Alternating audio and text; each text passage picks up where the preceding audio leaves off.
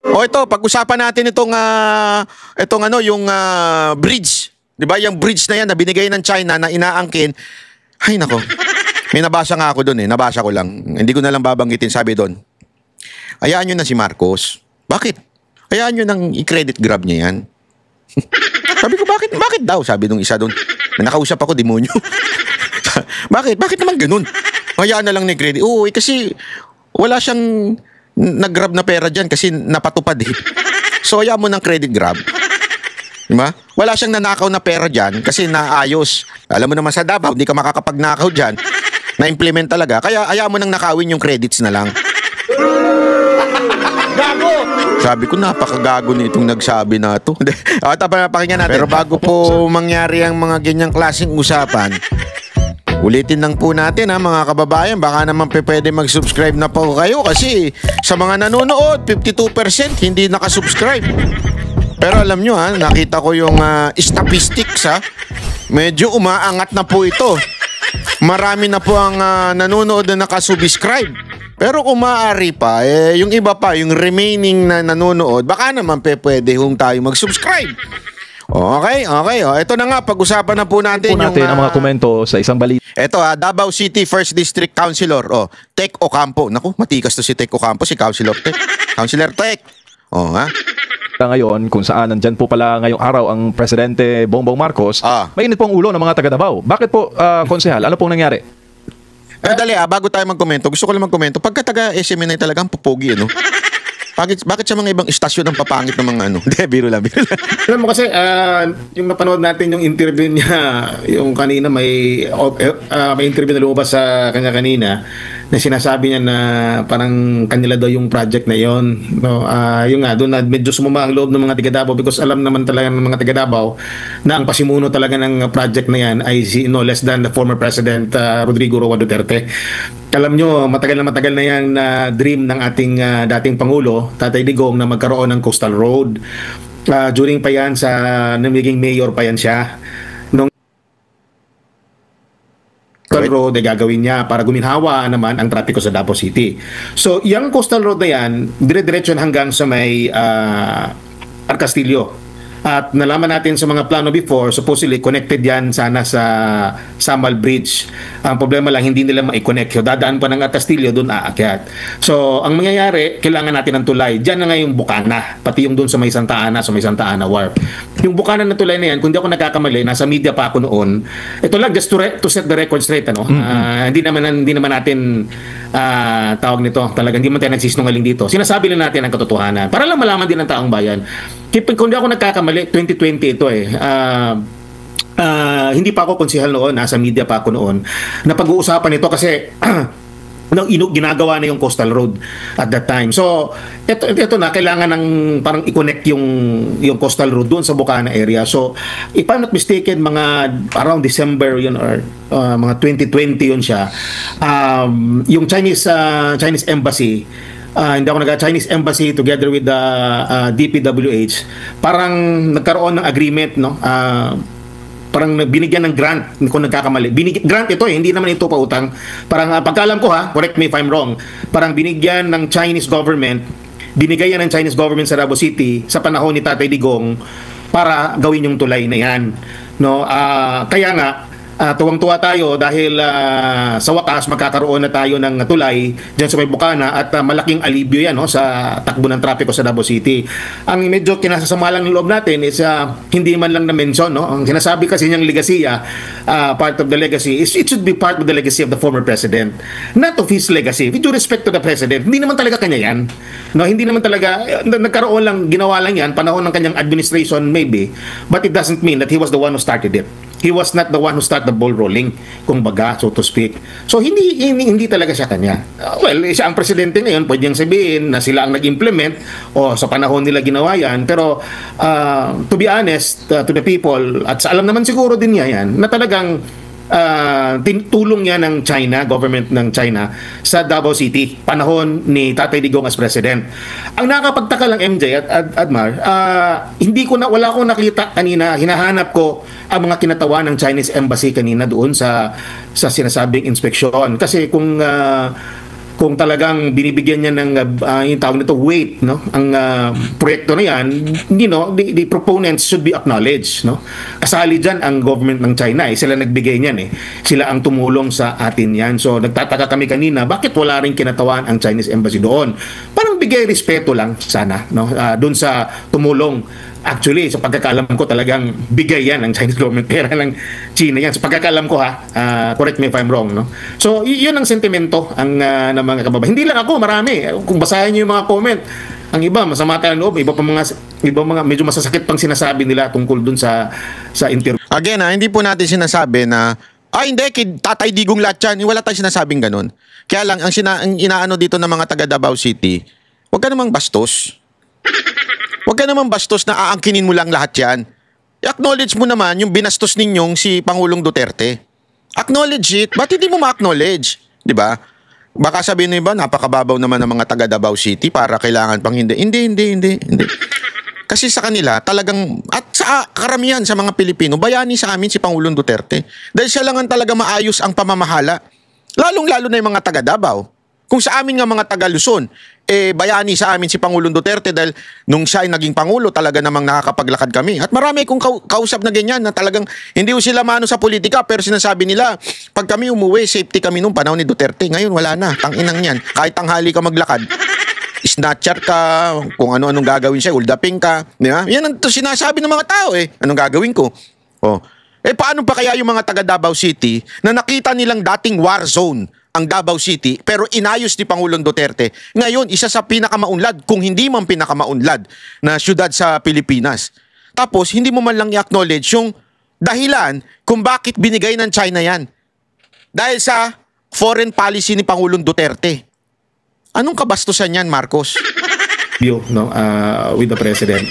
So yun lang akin, MJ, na we just like to inform the public that it was the former President Rodrigo Duterte who started that. And nabuo yan noon. Nabuo yan. I think kung di ako kakamali, ang around $60 million, no? Yung ano na yan, yung project na yan, worth ng project na yan. MJ. Opo, 3.2 billion, sir, pesos ang pesos. Opo, budget. Pesos. At ginawa at no cost to the Philippine government, grant or gift o regalo, no? Tama ka dyan. Tama yun. Regalo yun. Regalo. Opo, not from a loan. So, walang repayment, wala ring interest, at hindi rin siya nakakadagdag sa national debt. Grabe, no? Galing ni Pangulong Duterte, no? Paano niya nagawa yan? Alam mo yun? Konsehal. Opo. Kaya nga, dun sa mamahalo natin kasi bigay yun sa atin. Sandali nga, tingnan ko kung magkano ba sinabi? Nagtataka kami kanina, was the former President Rodrigo Duterte who started that. And nabuo yan noon. Nabuo yan. I think kung di ako kakamali, ang around $60 million, no? Yung ano na yan, yung project. $60 million. How much? Yung worth ng project na MJ. Opo, 3.2 billion, sir. 3.2 billion. Imaginein mo, 3.2 billion. Ha? Na libre ibinigay ng China. 3.2 billion. Tapos, aangkinin mo lang, Marcos? Ano ka nang wewe talaga? Gago! Aangkinin ng administrasyon mo? Pagkatapos nyong ikampanya yung hate China? Hindi, ako wala akong pakialam sa China. Sabi ko nga sa inyo, ayoko ng mga Chinese Hindi, totoo yung mga pogo-pogo, mga illegal na Chinese ngayon, ayoko talaga yun. Pag nakakita nga ako nun sa mga club, gusto kong kunin yung passport. Pakita nga ang passport mo, animal ka! Gusto kong ganunin Di ba? Pero, hindi Dahil nga sa maayos na pakikitungo ni Pangulong Duterte, 3.2, grabe yun, no? Mga pare ko. Pesos ang pesos. Opo, budget. Pesos. At ginawa at no cost to the Philippine government, grant or gift o regalo. No? Tama ka dyan. Tama yun. Regalo yun. Regalo. Opo, not from a loan. So, walang repayment, wala ring interest, at hindi rin siya nakakadagdag sa national debt. Konsehal. Opo. Kaya nga dun sa mamahalo natin kasi bigay yun sa atin. Bigay sa mga tiga Davao. Opo, sir, kung babasahin po natin ang mga komento sorry. sa isang balita ngayon kung saan na we just sorry. Kasi hindi sa welcome ng mga tao. Wait lang. Anong masasabi mo doon, sir, sa komento? Totoo yan. Sa balita pa nga kanina, sa nanonood ako ng TV, kaya nga, sabi ko minsan ayoko na manood ng, except sa inyo may ibang balita kasi. Ayun, siyempre, pag Vox Populi sa SMNI, panoorin mo, sir. Ha? Panoorin nyo. Ewan ko, parang minsan hindi ko na gusto na napapanood. Anyway, kanina wala akong choice. Gusto kong tignan ko talaga, lumabas nga sa mainstream media yung balita kanina. Lumabas nga siya, nakita ko nga doon na ang pagka-headline pa ata parang pinuntahan ng Pangulo ang baluarte ng mga Duterte. Para ba sinasabi nila na para bang napasok, no? Napasok nila. Wala naman talagang problema pumunta sa dito, no? Hindi na siguro gusto ng mga tao na makita siya, o hindi sa welcome ng mga tao dito, kasi nung paglipad ng chopper nga kanina may video ang sinisigaw Duterte. Pero the point is magbigay naman ng konting respeto. Alam mo yun naman, taga Davao tayo, tapos ang presidente natin doon si Tatay Digong, and siya rin ang nag-umpisa niyan. Yun lang naman ang hinihingi natin, konting respeto, lalo na sa Chinese government, no? Dahil pera nila yon binigay sa atin, sa mga taga Davao, para matulungan tayo maalibyuhan ang trapiko natin.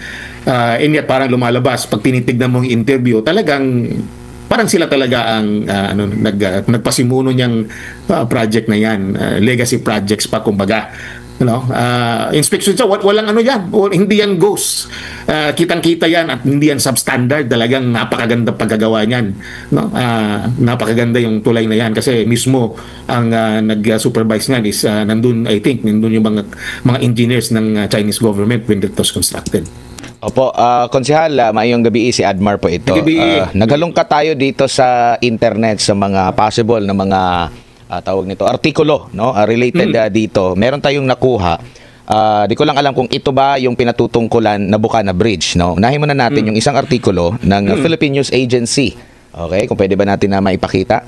Ito po ay dated October 3, 2018. Okay? So pwede ba natin na maipakita? Ang title nitong artikulo na ito, Konsehal, ay Chinese to undertake 1.5 billion pesos Davao Bridge project. Ito yung sulat ni Digna Banzon. So 2018 pa po ito. Pero ang kanyang source dito ay ang SOCA, okay, State of the City Address ng then Mayor Sara Duterte. Basahin ko lang yung artikulo. The Chinese will help build the city's 1.5 billion pesos Davao River Bridge Bukana project. One of the big ticket projects planned by Mayor Sara Duterte. Tingin niyo po, meron pa bang ibang bridge dyan? Itong Davao River Bridge Bukana project, Konsehal? Or klaro ito na naman masyado yan. Klaro, wala na ibang Bukana Bridge dyan. Yan naman talaga yung nakasaad dyan sa artikulong yan. Yan ang pinag-uusapan natin. Wala nang ibang tulay dyan. Tapos, iba naman yun dun sa Santa Ana Opo. Iba yan. Tapos, ito October 3, meron din tayong nakuha. Exchange of letters naman ito. Ang next natin ay pakita ay itong liham naman. Masyado lang maliit pero basahin ko lang.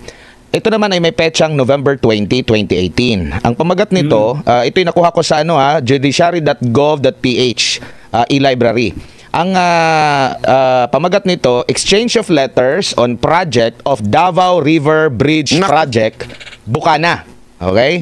So ang pinadalhan nito, ang nagpadala nito ay ang Chairman of China International Development Cooperation Agency, the People's Republic of China, pirmado ni Wang Xiaotao, at ito'y kanyang pinadala kay then Secretary of Public Works and Highways ng bansa or during Duterte administration, itong si Secretary ngayon ay Senador Mark Villar.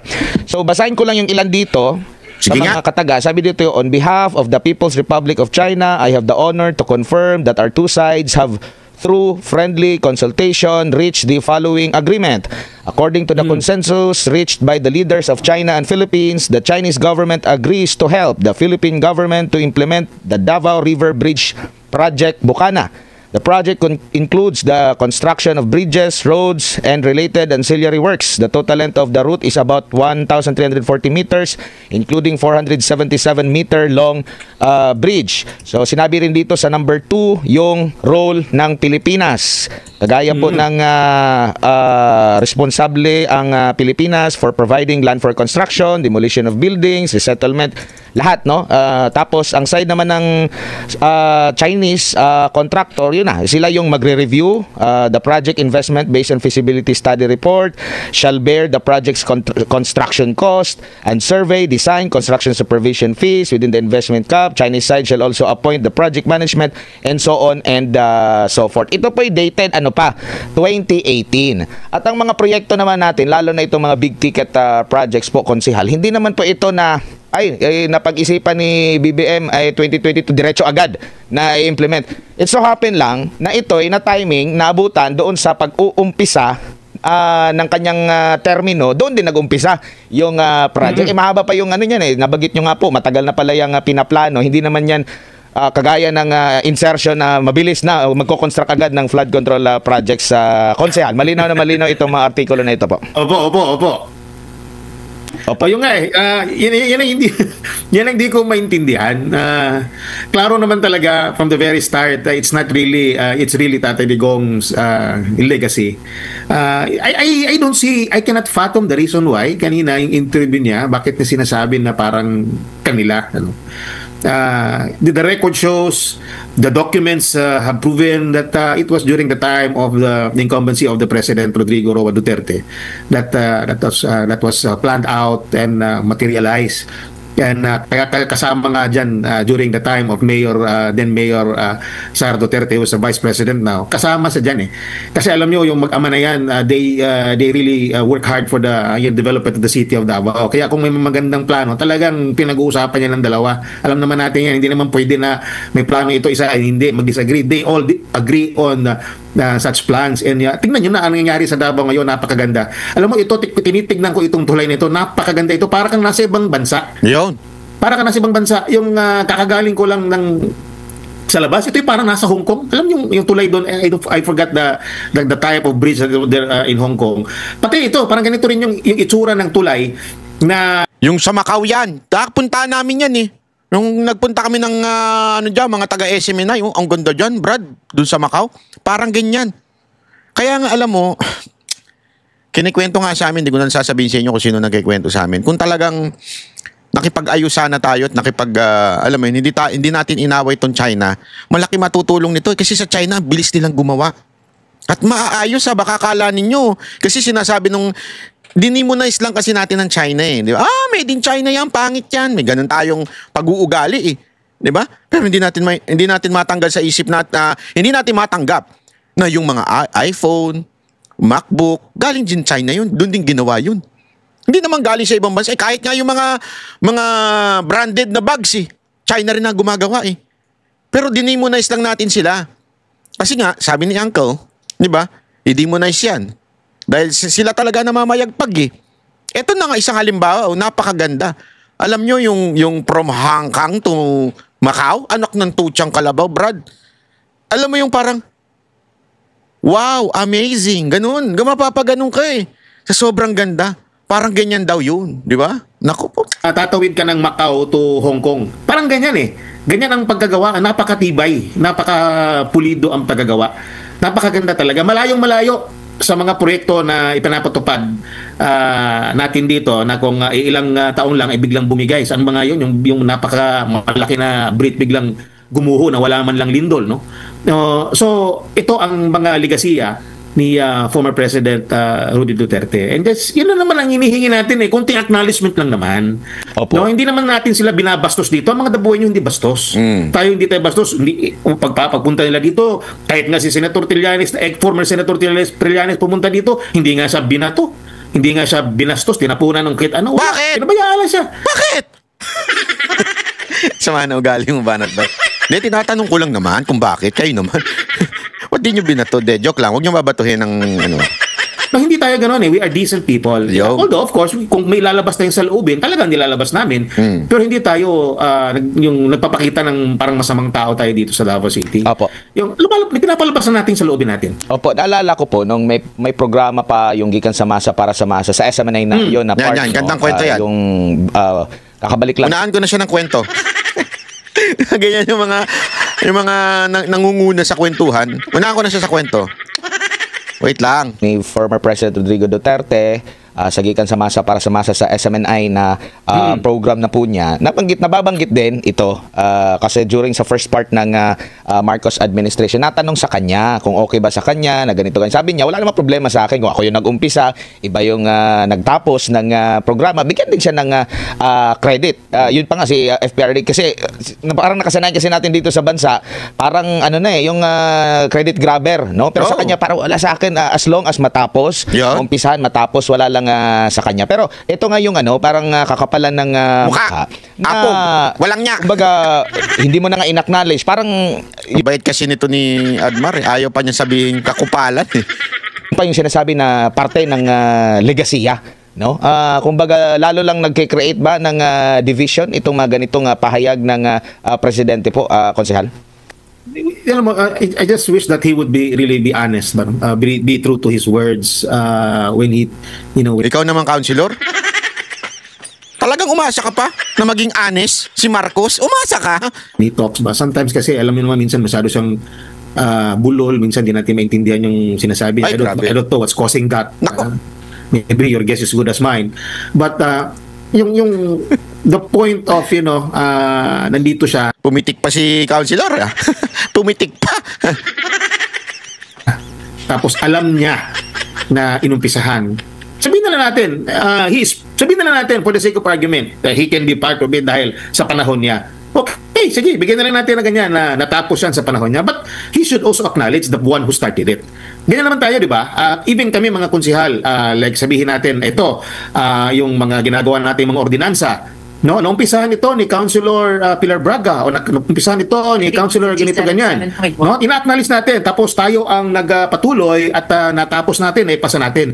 I-acknowledge natin kasi hindi naman talaga sariling effort natin, hindi tayo naghihirap diyan sa proyekto na yan. So dapat lang ma-acknowledge naman niya. Yun lang naman hinihingi ng taong bayan, ng mga taga Davao I-acknowledge lang naman kasi hindi naman kay tatay talaga yan na pagmamayari. It's for the city of Davao. But then again, who started it for the city, for the people to enjoy was Tatay Digong and then Mayor Sara Do. Opo. Yun lang naman. That's just what we want. Wala nang iba. Meron pang dokumento dito ngayon na inilabas din sa social media po, konsehal. Yung notice to proceed. Ang notice to proceed dito, naka-address ito sa ano pa ito consultancy pa to, Consortium of CC Highway Consultants. Notice to proceed para sa kanila. Ang nakalagay pa nga dito, consulting services for the conduct of detailed engineering design, construction supervision of China Aid localized project for Davao. Ito po ay kanyang natanggap ang notice to proceed July 1, 2022. Kailan ba nanalo si Bongbong Marcos? May, June, July, after ng 2 months. Alam nga naman, after ng, naka-decide agad siya na gumawa nitong tulay na ito. Booking. Konsehal, no? So, ito yung mga ebidensya ngayon.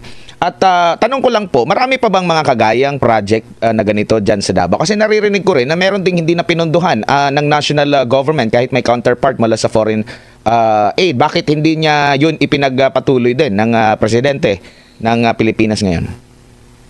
Meron talagang, and actually during my first term as a city councilor, yung nanalo yung unity team, nagpasa kaagad ako ng resolution urging the national government. I personally addressed that resolution, the council. Although ako wala ang nagpasa ng resolution, ako ang proponent ng resolution, but the whole council approved it. It was addressed to the president, asking the president to give assistance sa ating tinatawag na waste to energy project. Ito yung waste to energy project, panahon pa to ni Tatay Digong at sinundan na naging mayor pa si Tatay Digong hanggang naging mayor din si Vice President Sara Duterte sa Davao City. Ito na po yung tanong ko bago tayo matapos. Gusto ko bago matapos kasi mamaya pa mahaba pa ito ng konti. Ang tanong ko sa inyo ito, magkano yung amount na ibinigay ng China, magkano yung halaga ng bridge na binigay ng China kay Tatay Digong o sa mga taga Davao? Magkano yon? Binanggit kanina yon. Wag in dollar ha, gusto ko in peso. Magkano yon? Yun ang ating question of the day para sa Panocho Buena ni Banat Bay. Tigpa $500 dollars, sana sasabihin ko. Tigpa 500 GCash. Tatlong unang mananalo. Okay? So matagal na proseso itong waste to energy. So ano ang meron dito? Binigyan tayo ng grant ng Japanese government ng 3.5 billion pesos, hindi ako nagkakamali, kalahati. The cost of the project is around 7 billion. So nagbigay sila ng, at that time was 2.5 lang, I think. Well, nevertheless, it was really 50% of the cost of the project was a grant from the Japanese government. Bigay yon. So okay na yun, agreed na yun, nakakuha na tayo ng lupa dito sa Davao City, sa Biao Eskwela, we complied with all the reglementary requirements and everything, napasa na comply na natin yun. So we are just waiting for the project to be implemented. As a matter of fact, pumunta pa kami ng Japan to take a look at their facilities there to make sure that it is safe for the Buenos, and it is really indeed safe for the Buenos. No, although some group will argue with that, but the point is, nakita doon, it was proven that it is a safe and sound technology. Well, yun nga, yun na sana, hiningi natin, nagpasa tayo ng resolution, and medyo positibo naman kasi bago lang yun after nanalo yun sila sila VP Inday, Sara, and BBM. So yun, positive, ganyan, parang pinorward na, minimonitor kasi namin yung updates nun. So okay naman ang takbo, parang papunta sa tulong. Nung the later part of the first year, doon na medyo nagkakaiba yung takbo ng politika.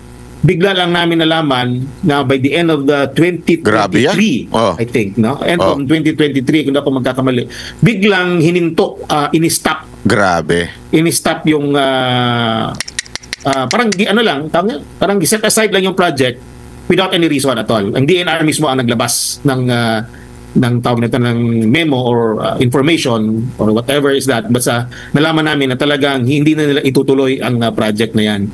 So nadismaya kami. Grabe, no? Davao, because of politics, parang nahinto yung ano na yan, yung project niya. Masakit din sa amin because kalahati nun is bigyan na ng Japanese government. Pero hindi tayo natinag, no? Hindi tayo nawala ng pag-asa. Grabe. Ito yung dito ka mabibwisit, di ba? Dito ka mabibwisit. Yung dapat na project na pwede na sanang, alam mo yon, magawa, kinancel dahil sa politika. Pero itong nagawa dahil kay Pangulong Duterte, inangkin pa. Napakatarantado lang no? Di ba nakakabwisit? Nakakabwisit. Mantakin mo ang kinin yung jowa mo. Halimbawa lang, ang kinin yung jowa mo, pinaghirapan mo yun, niligawan mo yun. Di ba? Lahat na ginawa mo doon, binili mo ng kung ano-ano. Tapos biglang inangkin ng iba. Ay, di ba? Tapos nung inangkin ng kaibigan mo, hindi mo man lang in-acknowledge yung kaibigan mo nagbigay ng mga di ba? Na binola mo. I mean, nabola niya. Nabigyan niya na kung ano-ano. Tapos dahil doon, sinagot ka. Pero hindi mo man lang in-acknowledge yung kaibigan mo. Ang walang niya din, Ginawa natin ang paraan, nag-usap-usap uli kami ang mga konsehal together with our leaders, together with the mayor and the vice mayor. Nag-usap uli kami, and then we nag-open up din uli ang Japanese government at nagsabi sa amin na kung ano ba, interesado pa ba kayo sa proyekto? At sinabi naman namin, naman, kailangan ng syudad dyan at meron kasi tayong pinirma memorandum of agreement between the Japanese government and Davao City. So, ang ginawa namin is nag-file ulit ako ng resolution telling the Japanese government that the city of Davao is still interested with the waste to energy project. So kaya yon, yung waste to energy natin ngayon, ang Japanese government magkakandak uli sila ng feasibility study, and I think they're going to help us. Parang ang mangyayari nila, parang sila na lang ata sila ang gagawa, sila ang gagastos, parang build, operate, transfer, partnership, parang gano'n, no? Ang detalye nito, ang full details nito is with the attorney Dwight Domingo. Kasi siya yung parang head ngayon ng waste to energy. So yan yon. So tinatanong ng tao, ano yung waste to energy na yan? Ito yung teknolohiya kung saan yung ating mga basura ginagawa natin, nilalagay natin doon sa facility ng waste to energy at nako-convert into electricity. Initially ang grabe, no? So yan yan po malinaw na malinaw ho, 'di ba? Pinupolitika ni Marcos itong Davao City, tapos nung may natapos, inangkin. Ganun ayoko talagang gamitin, pero yun yung talagang exact word Ganun kakupal. Ganun kakupal yung ginawa sa pangyayaring ito. Yung bridge na yan.